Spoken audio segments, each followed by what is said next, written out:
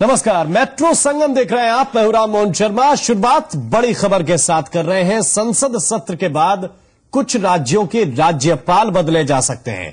माना जा रहा है कि लालजी टंडन, केसरीनाथ त्रिपाठी और रिटायर्ड जस्टिस गिरधर मालवीय को राज्यपाल बनाया जा सकता है। इसके अलावा मुरली मनोहर जोशी को योजना आयोग का उपाध्यक्ष बनाए जाने की संभावना है। इससे पहले 2004 में भी ऐसा ही हुआ था, जब उन राज्यों के राज्यपाल बदले गए थे जिनकी नियुक्ति एनडीए सरकार में हुई थी। तो जो खबर मिल रही है, कुछ राज्यों के राज्यपाल बदलने की संभावना है। लालजी टंडन को राज्यपाल बनाया जा सकता है। केसरीनाथ त्रिपाठी का भी नाम शामिल है। और ये एक तरीके की जो बदलाव है वो सरकार बदलने के बाद स्वाभाविक सा नजर आता है, क्योंकि 2004 में जब यूपीए सरकार बनी थी, उस वक्त एनडीए सरकार के वक्त जो राज्यपाल बनाए गए थे, उन राज्यों के राज्यपाल बदले गए थे। और अब खबर यह है कि संसद सत्र के बाद कुछ राज्यों के राज्यपाल बदले जा सकते हैं। जो बीजेपी के दिग्गज नेता हैं, वरिष्ठ नेता हैं, उन्हें राज्यपाल बनाया जा सकता है। लालजी टंडन को राज्यपाल बनाया जा सकता है। इसके अलावा केसरीनाथ त्रिपाठी को भी राज्यपाल बनाया जा सकता है। ये जानकारी मिल रही है। खबर यह भी है कि मुरली मनोहर जोशी को योजना आयोग का उपाध्यक्ष बनाए जाने की संभावना है। इसके पहले 2004 में भी ऐसा ही हुआ था, जब उन राज्यों के राज्यपाल बदले गए थे जिनकी नियुक्ति पहले की एनडीए सरकार ने की थी।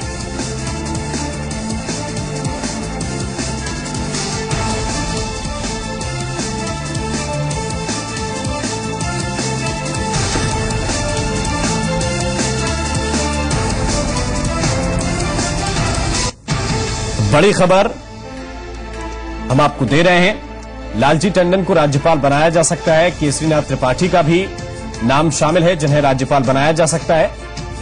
कुछ राज्यों के राज्यपाल बदलने की संभावना है, लेकिन संसद सत्र के बाद ये राज्यपाल बदले जा सकते हैं।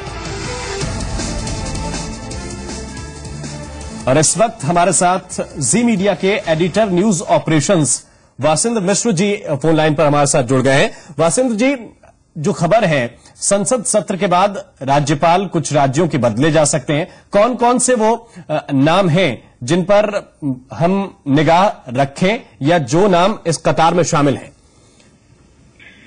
देखिए, जिस तरह से जब यूपीए 1 की सरकार बनी थी जी, और उस दौर में जितने भी एनडीए द्वारा नामित राज्यपाल थे उनको हटाया गया था, और उनको हटा के जो यूपीए 1 से जुड़े हुए लोग थे उनको राज्यपाल की कुर्सी दी गई थी। ऐसा लगता है कि अब जो बीजेपी की अगुवाई में सरकार बनी है, वह वही टिट फॉर टैट वाला फार्मूला लगाने जा रही है उन राज्यपालों के साथ जिनकी नियुक्ति की मनमोहन सरकार ने की थी।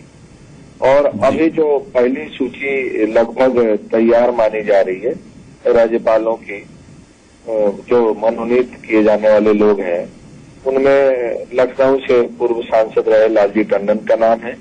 लालजी टंडन लखनऊ संसदीय सीट से मेंबर पार्लियामेंट थे, और इस चुनाव में जो हाल में संपन्न हुए हैं जी, उसमें उनकी टिकट काट के पार्टी के राष्ट्रीय अध्यक्ष राजनाथ सिंह को टिकट दी गई थी, जो इस समय देश के गृह मंत्री हैं जी। दूसरा नाम है उत्तर प्रदेश के ही बीजेपी के बहुत ही सीनियर लीडर हैं और उत्तर प्रदेश विधानसभा के अध्यक्ष रहे हैं केसरीनाथ त्रिपाठी।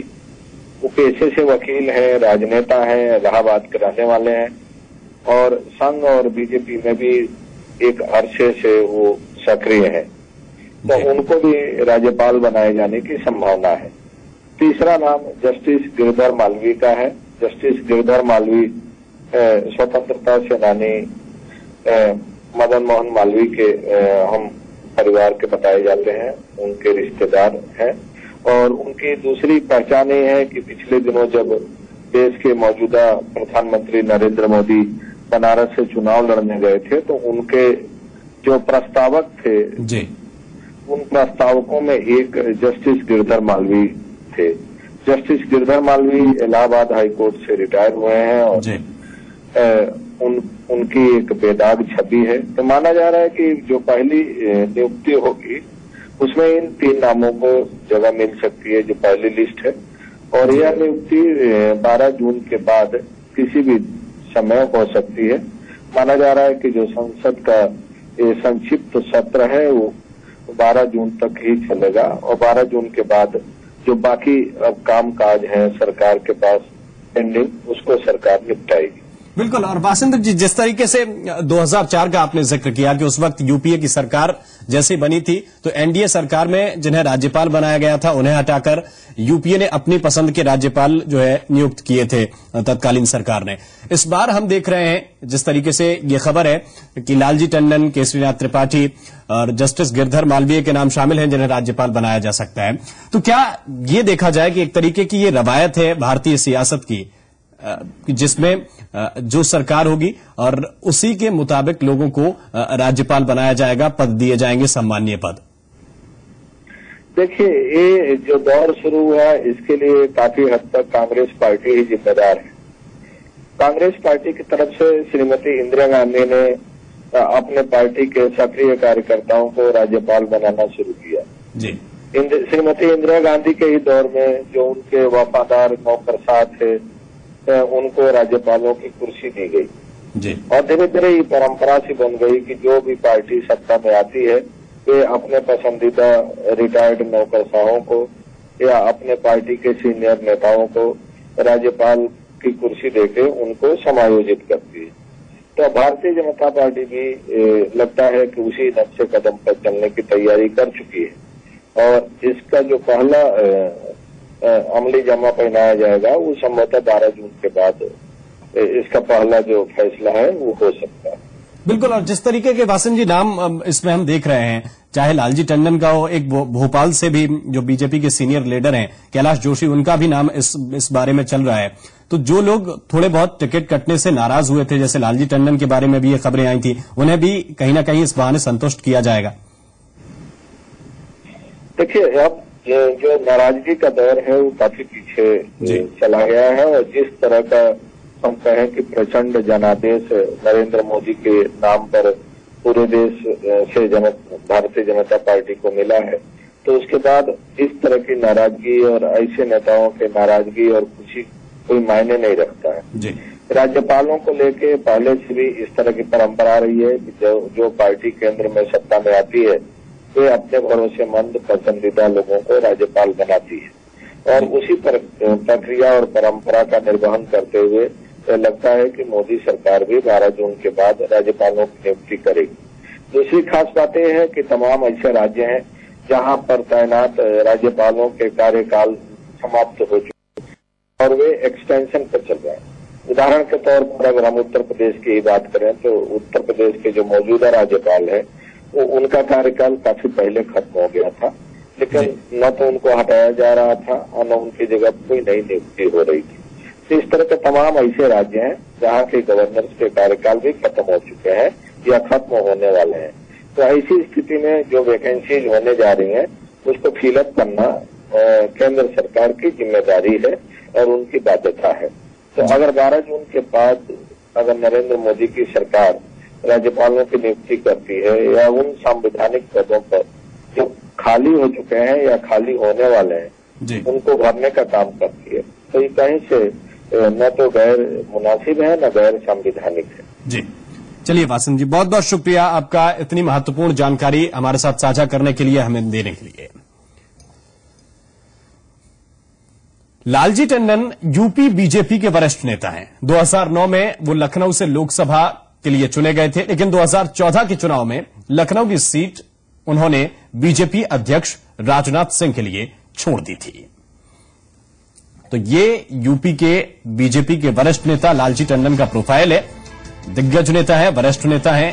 लखनऊ से सांसद 2009 में चुने गए थे, लेकिन 2014 में पार्टी के हित को देखते हुए उन्होंने लखनऊ सीट छोड़ दी थी और इसी सीट से राजनाथ सिंह चुनाव लड़े थे, जीते भी हैं और मौजूदा वक्त में केंद्रीय गृह मंत्री हैं।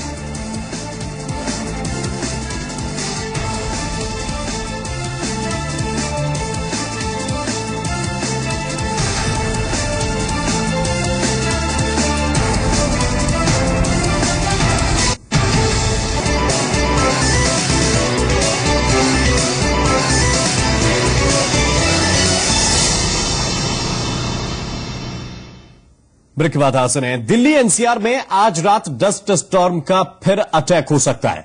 मौसम विभाग ने अलर्ट जारी करते हुए लोगों से सावधान रहने को कहा है। मौसम विभाग का कहना है कि देर रात तूफान कभी भी आ सकता है। शुक्रवार शाम को आए जबरदस्त तबाही मचाई थी। तूफान की चपेट में अकेले दिल्ली में ही 9 लोगों की मौत हो गई थी। मौसम विभाग की माने तो अगले 2-3 दिनों में दिल्ली और आसपास के इलाकों में धूल भरी आंधी चल सकती है।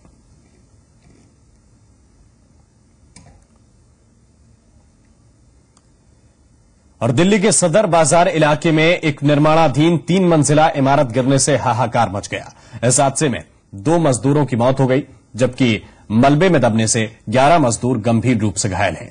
दिल्ली पुलिस और फायर ब्रिगेड डिपार्टमेंट ने रेस्क्यू कर लोगों को मलबे से बाहर निकाला। दिल्ली में मौत की इमारत, ढह गई निर्माणाधीन इमारत, मलबे में दबकर मजदूरों की मौत। दिल्ली का सदर बाजार स्थित ये वही मोहल्ला है जहां दोपहर बाद खौफ ने डेरा डाल दिया। निर्माणाधीन इस मकान के मलबे में दबकर 11 मजदूर जख्मी हो गए, जबकि 2 लोगों का वजूद हमेशा हमेशा के लिए इस दुनिया से मिट गया। The old structure was being constructed again. The first and second floor have partially collapsed, and so far 2 dead bodies have been recovered, and 11 persons are injured. दरअसल पिछले 1 महीने से इस जगह पर इमारत के निर्माण का कार्य चल रहा था। इमारत 3री मंजिल तक बनकर तैयार भी हो चुकी थी, लेकिन स्थानीय लोगों का आरोप है कि निर्माण में बरती गई लापरवाही के कारण इमारत ताश के पत्तों की तरह ढह गई। इतनी जल्दी तैयार कर रहे हैं जो बिल्डर लोग बना रहे हैं। यहाँ पर आए दिन ये बिल्डर लोग बनाते रहते हैं मकान। कम से कम इस ब्यूटी बिल्डिंग को 1 महीने में तैयार कर दिया उन्होंने। सारा मटेरियल कच्चा लगा रहे थे, वो आप देख ही रहे हैं, सारा टूटा हुआ उसके अंदर। अब भी इसमें कम से कम 8-12 लोग 10-12 लोग थे जो दबे हैं। कम से कम मकान सूखे तो सही बनने के बाद, और ना इसमें लैंटर ना कुछ क्या कहते हैं गाटर फंसाए, ऊपर से पट्टियां वट्टियां डालते रहे बस। वो एक महीने पूरी बिल्डिंग तैयार कर दी उन्होंने, और कितने मजदूर आज दब गए इसके अंदर। हादसे के बाद मौके पर पहुंची दिल्ली पुलिस और फायर ब्रिगेड की टीम ने रेस्क्यू कर कई लोगों को मलबे से बाहर निकाला, लेकिन 2 मजदूरों को बचाया नहीं जा सका। इस हादसे में 11 लोग गंभीर रूप से घायल हुए हैं, जिन्हें उपचार के लिए राम मनोहर लोहिया अस्पताल में भर्ती कराया गया है। All those things are yet to be seen, whether there was permission or not, and whoever is responsible for this will come in the police investigation. स्थानीय लोगों का आरोप है कि इस इमारत के निर्माण में न सिर्फ घटिया सामग्री का इस्तेमाल हुआ है, बल्कि डीएमसी के निर्देशों का भी घोर उल्लंघन किया गया है। फिलहाल पुलिस ने ठेकेदार के खिलाफ मामला दर्ज कर जांच शुरू कर दी है। ब्यूरो रिपोर्ट, जी मीडिया। पहले नौकरी का झांसा दिया, फिर मिलने के लिए बुलाया, और फिर चलती कार में गैंगरेप। जी हां, ऐसा ही हुआ है मुंबई के भायंदर इलाके में, जहां एक महिला को नौकरी का झांसा देकर उसके साथ दरिंदगी का खेल खेला गया और फिर आरोपी फरार हो गए। पुलिस मामले की जांच कर रही है। माया नगरी में महापाप, चलती कार में गैंगरेप, नौकरी के नाम पर दरिंदगी। जी हां, माया नगरी मुंबई में सामने आई है दरिंदगी की वारदात, जिसे सुनकर हर कोई सन्न है। मामला मुंबई के भायंदर इलाके का है, जहां चलती कार में 29 साल की एक महिला के साथ दरिंदगी को अंजाम दिया गया और फिर आरोपी फरार हो गए। तारीख 30 मई 2014, यही वो तारीख है जब नौकरी का झांसा देकर आरोपियों ने पीड़ित को नौकरी दिलाने के नाम पर पहले बुलाया और फिर गन पॉइंट पर उसके साथ दरिंदगी को अंजाम दिया। 29 साल की लड़की को नौकरी दिलाने के बहाने भाईंदर में बुलाकर 2 लोगों ने अपनी कार में बंदूक की नोक पर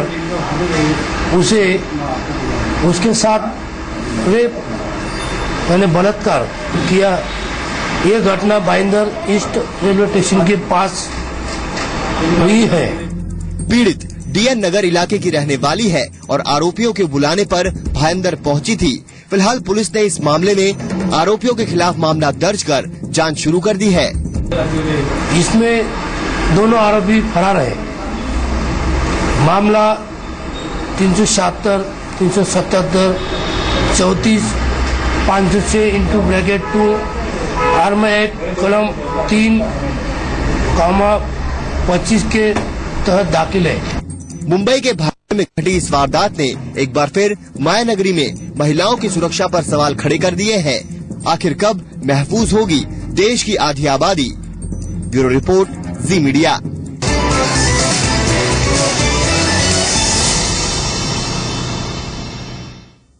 देश के प्रधानमंत्री नरेंद्र मोदी जो भी करते हैं एक नजीर बन जाता है और एक बार फिर कुछ ऐसा ही हुआ है। सोशल मीडिया का बेहतरीन इस्तेमाल करने वाले नरेंद्र मोदी ने फेसबुक पर पीएमओ इंडिया का ऑफिशियल पेज बनवा दिया है और केवल 4 दिनों में 10 लाख से भी ज्यादा लोग इसके फॉलोअर बन चुके हैं। एक रिपोर्ट देखिए आप।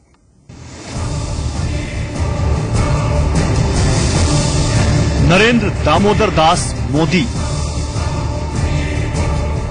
वो नाम आज जिसके लाखों करोड़ों लोग मुरीद हैं। मोदी जो भी करते हैं लोग उसको तुरंत हाथों हाथ लेते हैं और इस बार भी कुछ ऐसा ही हुआ है। नरेंद्र मोदी ने 26 मई को प्रधानमंत्री पद की शपथ ली और 27 तारीख को पीएमओ इंडिया का ऑफिशियल पेज बनवा दिया और केवल 4 दिनों में इस पेज पर 10 लाख से ज्यादा फॉलोअर जुड़ चुके हैं। वर्चुअल वर्ल्ड में नरेंद्र मोदी ट्विटर और फेसबुक पर काफी सक्रिय हैं। सोशल मीडिया के इन दोनों प्लेटफॉर्म्स का चुनाव में जिस तरह टीम मोदी ने बेहतरीन इस्तेमाल किया वो सबके सामने है और अब फेसबुक पर प्रधानमंत्री कार्यालय का ऑफिशियल पेज बनवाकर मोदी ने एक और मास्टर स्ट्रोक खेला है। प्रधानमंत्री नरेंद्र मोदी जी के सोशल मीडिया पर जितना रिस्पांस आता है वो अद्भुत है, क्योंकि देश की जनता मोदी जी के नेतृत्व पर विश्वास भी करती है और उन तक पहुंचने की उनकी कोशिश की सराहना भी करती है। और इसलिए हमने बाकी सभी मंत्रियों के लिए भी उनके फेसबुक, ट्विटर, ब्लॉग या बाकी जो भी कुछ हैंडल्स उनको यूज करने हैं उसके लिए हमने एक सोशल मीडिया हब बनाया है। नई सरकार के इस नए फेसबुक पेज की वर्चुअल दुनिया में धूम मची हुई है। अकाउंट में पीएमओ ने नए प्रधानमंत्री को बधाई देने वाली नामी गिरामी चेहरों सहित कई शख्सियतों की तस्वीरें पोस्ट की हैं। प्रधानमंत्री नरेंद्र मोदी ने कहा था कि जनता और सरकार के बीच पूरी तरह पारदर्शिता होनी चाहिए। इससे पहले पीएम अपने मंत्रियों को भी सोशल साइट्स के जरिए देश की जनता से जुड़ने की अपील कर चुके हैं। इसके अलावा फेसबुक पर नरेंद्र मोदी का निजी पेज भी है। इसे लगभग 1,67,00,000 लोगों ने लाइक किया है। तमाम मंत्रियों के लिए फेसबुक और ट्विटर पे जाना मस्ट हो गया। निश्चित रूप से जाना चाहिए ताकि हमारी सब जानकारियां लोगों तक हम दें और इसके लिए ये जो अच्छाई की बात है, जो गुड गवर्नेंस की बात है, जो ट्रांसपेरेंसी की बात है, ये तो हमारे डिपार्टमेंट का नाम बढ़ेगा, हमारा नाम बढ़ेगा, हमारे फायदे की बात है।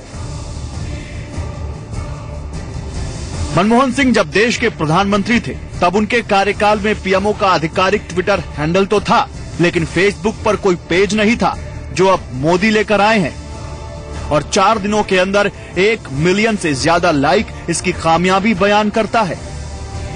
फेसबुक पर बने पीएमओ इंडिया के पेज को पीएमओ के ट्विटर हैंडल पर भी प्रमोट किया जा रहा है। साथ ही 10 लाख लाइक मिलने की जानकारी भी उन्होंने ट्वीट की। सोशल मीडिया के जानकारों की माने तो नरेंद्र मोदी का सोशल मीडिया पर इस तरह से एक्टिव होना उन्हें लोगों से सीधा जोड़ता है, जिसका काफी असर होता है। Actually, I'm not surprised at all by the kind of growth the PMO India page has seen. Actually, I looked at the numbers some time back. They've already crossed 1.2 million fans. It was also creating a culture of accountability. It's also creating a culture of performance and a pressure within his cabinet to share what they're doing. You know, it's also a measurement tool for him to see how the rest of his cabinet is performing. दरअसल सरकार की रणनीति है कि social media के जरिए सरकारी सूचनाओं को लोगों तक पहुंचाया जाए और प्रधानमंत्री नरेंद्र मोदी ने अपने पीएम बनने तक के सफर में सोशल मीडिया को एक मजबूत हथियार के तौर पर इस्तेमाल किया है और उसका असर भी दिख रहा है। ब्यूरो रिपोर्ट, जी मीडिया। और इसी के साथ मेट्रो संगम में बस इतना ही। नमस्कार।